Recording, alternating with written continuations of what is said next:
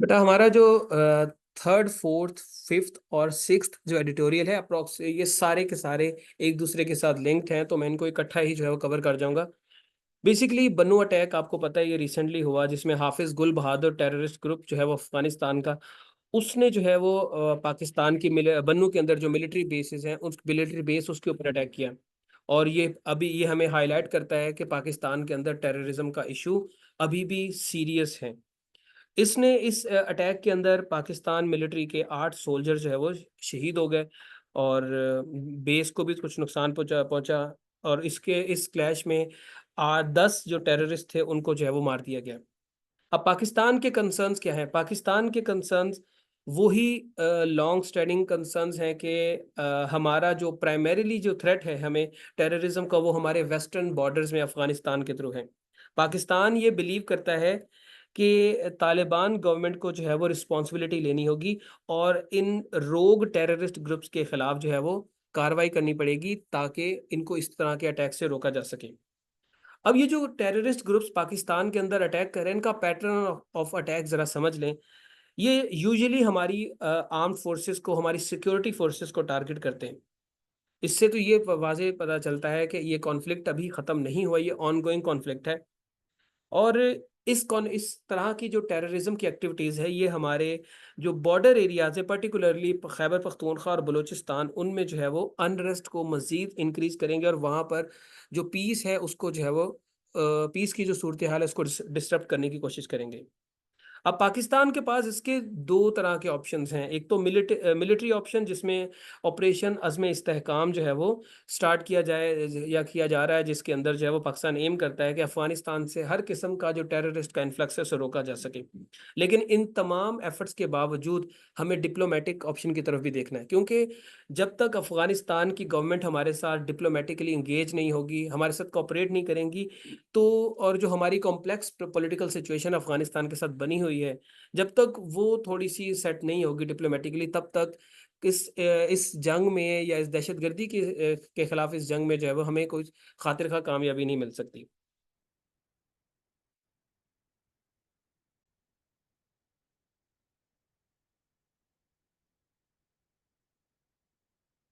अब बेटा वजारत खारजा जो पाकिस्तान की है, उन्होंने स्ट्रॉन्ग स्टेटमेंट्स दिए है और अफगान तालिबान को एक्यूज़ किया है कि उनकी मर्जी के बगैर जो है वो ये अटैक नहीं हो रहा। बट तालिबान ने जो है वो इसके या वो इस अटैक को रोकने में जो है वो कोई खातिर खा स्टेप नहीं ले रहे।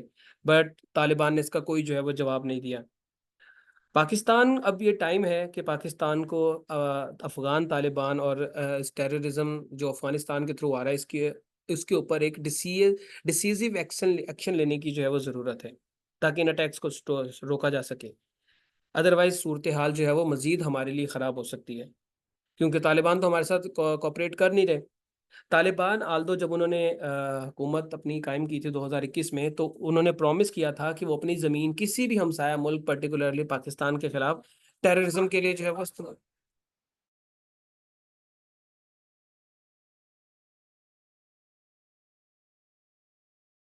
किसी किस्म की भी टेररिस्ट एक्टिविटीज़ के लिए जो है वो इस्तेमाल नहीं होने देंगे। अब इसमें दो चीज़ें नज़र आती हैं, या तो तालिबान जानबूझ के टेररिज्म को नहीं रोक रहे, टेररिस्ट को नहीं रोक रहे ताकि पाकिस्तान को नुकसान पहुंचाया जा सके, या फिर उनके अपने कंट्रोल में भी टेररिस्ट नहीं है, उनसे टेररिस्ट को रोका ही नहीं जा रहा। तो जो भी सूरत हाल हो, वो खुद रोकना नहीं चाहते या उनसे रोक नहीं रहे, पाकिस्तान को जो है वो अपनी फर्दर ऑप्शंस की तरफ जाना चाहिए। और वो ऑप्शंस कौन सी हैं? इनके ऊपर डिप्लोमेटिक प्रेशर जो है वो बढ़ाना चाहिए। पाकिस्तान को रशिया, चाइना और ईरान के साथ जो है वो मिलकर अफगानिस्तान के ऊपर जो है वो प्रेशर डालने की ज़रूरत है, और तालिबान के ऊपर प्रेशर डालने की ज़रूरत है कि उनको परसुएड किया जा सके कि वो टेररिस्ट के खिलाफ एक्ट करें। ईरान भी अफ़गानिस्तान से होने वाले टेररिज्म से इफ़ेक्ट हो रहा है, और पोटेंशियली पाकिस्तान का स्ट्रॉन्ग अलाई बन सकता है। चाइना और रशिया भी, इनके ताल्लुकात भी तालिबान की तरफ ज़्यादा हो रहे हैं, तालिबान के साथ अच्छे हो रहे हैं। तो ये भी अपना क्रूशल रोल जो है वो प्ले कर सकता है। तो सिंपली अगर हम बात करें, तो पाकिस्तान को इस टेररिज्म के ख़तरे जो कि हमें अफ़गानिस्तान से ही फेस करना पड़ रहा है, इससे लड़ने के लिए डिफरेंट स्ट्रेटजीज अपनाने की ज़रूरत है। हमें अफगान तालिबान इन टेररिस्ट के खिलाफ मिलिट्री ऑपरेशन करने की भी ज़रूरत है, एंड सेकेंडली हमें जो है वो डिप्लोमेटिक प्रेशर भी अफ़गान तालिबान के ऊपर बढ़ाने की ज़रूरत है, ताकि इस दहशतगर्दी की कार्रवाइयों को जो है वो जल्द से जल्द जो है वो रोका जा सके। फिर इन एडिटोरियल्स के अंदर एक एडिटोरियल है कोलंबियन रेसिपी के नाम से, जो कि द नेशन न्यूज़पेपर में पब्लिश हुआ है।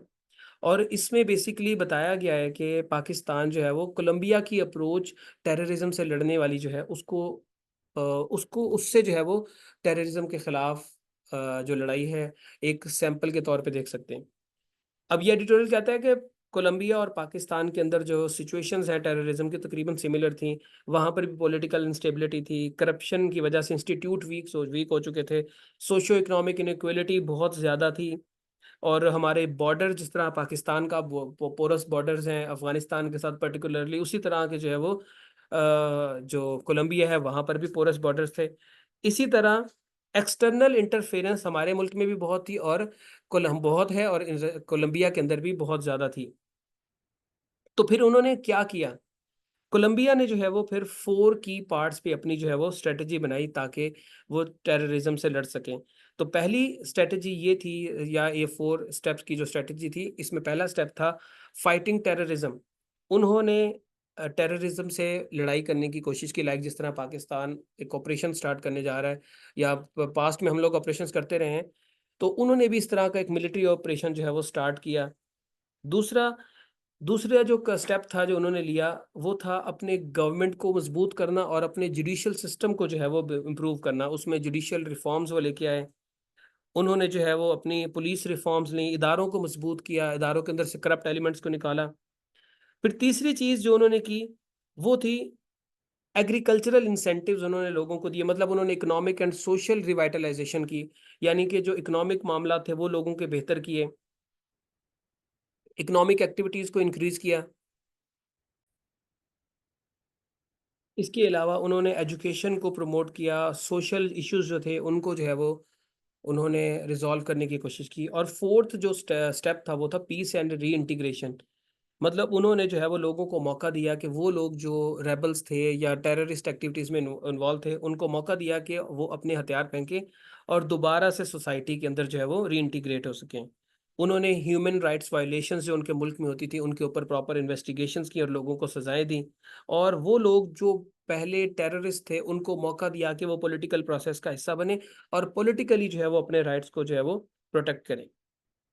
तो ये वो तरीका था जिसके थ्रू कोलंबिया ने अपने मुल्क के अंदर जो है वो टेररिज्म को काफ़ी हद तक कम किया, और ये एक रोल मॉडल बन गया दुनिया के बाकी ममालिक के लिए। इवन यूनाइटेड नेशन रिकॉग्नाइज करती है कि कोलंबिया का जो पीस प्रोसेस है, इसे दुनिया के वो ममालिक जहाँ पर किसी किस्म की जो है वो कोई लड़ाई चल रही है, कोई सिविल वॉर चल रही है, या टेररिस्ट एक्टिविटीज़ होती हैं, उनको कोलंबिया के मॉडल को समझना चाहिए, और इसको जो है वो पीस प्रोसेस के लिए अप्लाई करना चाहिए। तो पाकिस्तान भी इस मॉडल से जो है वो कुछ ना कुछ फ़ायदा उठा सकता है, और अपने मुल्क के अंदर से टेररिज्म या जो एक्सट्रीमिज़्म है उसको ख़त्म कर सकता है। तो ये बच्चे इन एडिटोरियल्स के अंदर जो है वो बात हुई है। अब हमारा आखिरी एडिटोरियल है। अब बेटा हम लास्ट एडिटोरियल के ऊपर बात करते हैं, why strong Pakistan matter, why a strong Pakistan matters के टाइटल से ये जो है वो पब्लिश हुआ है। और ये बात करता है कि पाकिस्तान की जो स्ट्रेटेजिक लोकेशन है, मतलब सेंट्रल एशिया भी हमसे करीब है, मिडल ईस्ट भी हमसे करीब है। तो पाकिस्तान की जो स्टेबिलिटी है वो सिर्फ पाकिस्तान के लिए नहीं, बल्कि रीजन के लिए भी बड़ी इंपॉर्टेंट है, बड़ी क्रूशल है। पाकिस्तान स्टेबल होगा तो रीजन जो है वो स्टेबल होगा, रीजन जो है वो उसके अंदर प्रॉस्पेरिटी होगी। और अगर खुदा न खास्ता पाकिस्तान के अंदर किसी तरह की इंस्टेबिलिटी आती है, या पाकिस्तान के अंदर किसी किस्म के जो है वो मामला ख़राब होते हैं, तो उसका इम्पैक्ट पूरी दुनिया के ऊपर जाएगा। अब वो बताते हैं, या एडिटोरियल बात करता है कि रीजनल स्टेबिलिटी के ऊपर कैसे जो है वो पाकिस्तान जो है वो मैटर करता है। मतलब आपको पता ही है कि पाकिस्तान और हिंदुस्तान के दरमियान जो है वो एक सिंस 1947 एक राइवलरी चल रही है on Kashmir issues and various other issues. और ये दोनों ही न्यूक्लियर वेपन्स रखने वाली स्टेट है, और इनके दरमियान अगर किसी किस्म का भी कोई कॉन्फ्लिक्ट पैदा होता है, तो वो उसके असरात ग्लोबली होंगे। तो इसलिए स्टेबल पाकिस्तान जो है वो रीजन में भी स्टेबिलिटी को प्रमोट करेगा, और दुनिया के अंदर भी जो है वो मामलात स्टेबिलिटी की तरफ जाएंगे। क्योंकि अगर इस तरह की कोई जंग होती है पाकिस्तान और हिंदुस्तान के दरमियान, तो इसमें फिर ग्लोबल पावर्स भी इन्वॉल्व होंगी। चाइना भी होगा इन्वॉल्व, इसमें रशिया भी हो सकता है, अमेरिका भी हो सकता है, तो उसके ग्लोबल इम्पैक्ट जो है बचाएंगे। फिर पाकिस्तान अफ़गान पीस प्रोसेस में भी अपना जो है वो रोल प्ले करता है। पाकिस्तान का अफ़गानिस्तान के साथ एक लंबा बॉर्डर जो है वो हमें पता है कि मौजूद है ड्यूरेंट लाइन की सूरत में।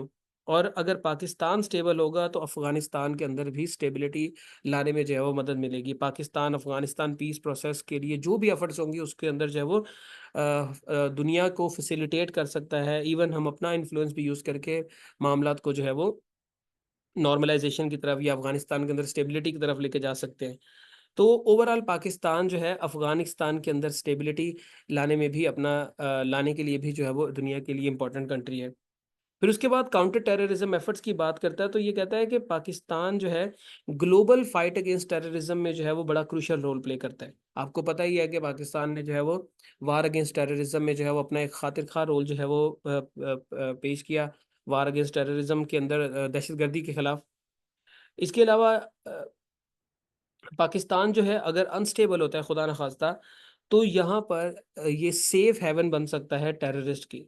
यहाँ पर डिफरेंट टेररिस्ट ग्रुप्स आके जो है वो पनाह ले सकते हैं, रिफ्यूज ले सकते हैं। तो जिससे क्या होगा, ग्लोबल सिक्योरिटी खतरे में होगी, रीजनल सिक्योरिटी खतरे में होगी, सेंट्रल एशिया खतरे में होगा, आपके ओवरऑल ग्लोबल जो है जो मामलात है वो डिस्टर्ब होने के चांसेस हैं। तो पाकिस्तान का स्टेबल रहना का पूरी दुनिया के लिए जो है वो ज़रूरी है। फिर इसी तरह इकोनॉमिक पर्सपेक्टिव से बात करें तो पाकिस्तान एक अच्छी खासी जो है वो पॉपुलेशन रखने वाला मुल्क है, आबादी के हिसाब से दुनिया का 5वां बड़ा मुल्क है। और most of its population is young, जो कि प्रोवाइड करती है huge opportunity for economic growth. और जब आपकी इकोनॉमी स्टेबल होती है या पाकिस्तान की इकोनॉमी स्टेबल होगी, तो फिर फॉरेन इन्वेस्टमेंट भी आती है। लाइक सी पैक जैसे जो इनिशिएटिव्स हैं ये शो करते हैं कि पाकिस्तान किस तरह से इकोनॉमिक हब बन सकता है और रीजनल कनेक्टिविटी को प्रमोट करता है। तो पाकिस्तान इकोनॉमिक पर्सपेक्टिव से भी बड़ा इंपॉर्टेंट है। उसके बाद ग्लोबल एनर्जी सिक्योरिटी की बात करें तो पाकिस्तान पर्शियन गल्फ के करीब है। और पर्शियन गल्फ आपको पता ही है कि एक मेजर एनर्जी प्रोड्यूसिंग एरिया है। और अगर पाकिस्तान के अंदर स्टेबिलिटी होगी, पाकिस्तान स्टेबल होगा, तो फिर पाकिस्तान के सामने से ऑयल पैसेज जो है वो सेफली हो सकेगी, गैस का जो पैसेज है वो सेफली हो सकेगा from Middle East to the rest of the world. So Pakistan हर लिहाज से एक स्ट्रॉन्ग और स्टेबल पाकिस्तान के बहुत सारे बेनिफिट्स भी हैं। ये रीजन में स्टेबिलिटी भी लाएगा, पीस को भी प्रमोट करेगा, टेररिज्म को भी प्रमोट करेगा, क्या कहते हैं, ग्लोबल एनर्जी सिक्योरिटी को भी इंश्योर करेगा। सो पाकिस्तान की स्टेबिलिटी दुनिया की स्टेबिलिटी के साथ, दुनिया की स्टेबिलिटी पाकिस्तान की स्टेबिलिटी के साथ जुड़ी है। तो बच्चे ये आपके आज के एडिटोरियल थे। आई होप आप लोगों को समझ आ गए होंगे। और फिर इंशाल्लाह कल हम नई वीडियो के साथ मिलेंगे। तब तक अपना ख्याल रखें। अल्लाह हाफिज़।